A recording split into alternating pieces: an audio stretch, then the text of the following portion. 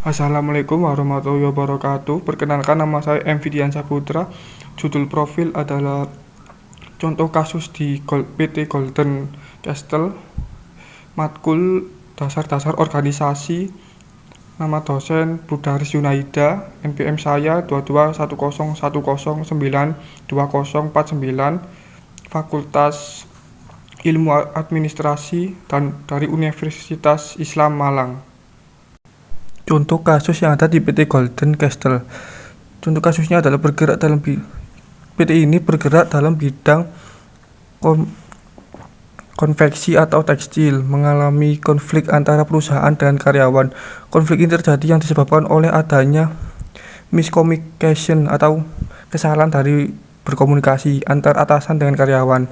Adanya perubahan kebijakan dalam perusahaan mengenai perhitungan gaji atau upah kerja karyawan.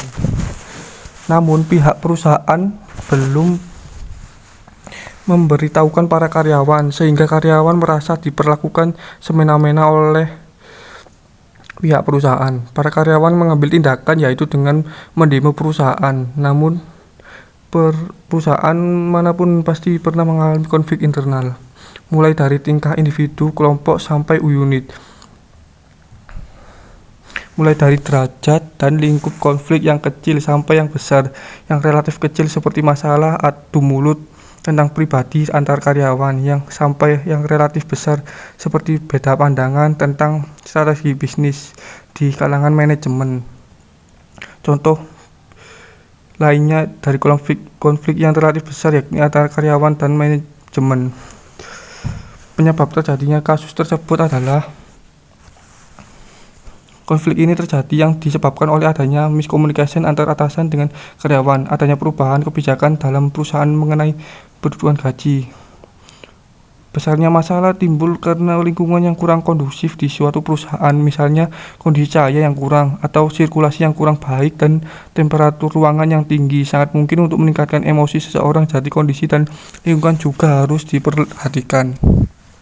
Konflik dalam perusahaan juga sering terjadi antar karyawan. Hal ini biasanya terjadi karena masalah di luar perusahaan, misalnya tersinggung karena ejekan, masalah ide yang dicuri, dan senioritas. Perusahaan yang baik harus bisa menghilangkan masalah senioritas dalam perusahaan.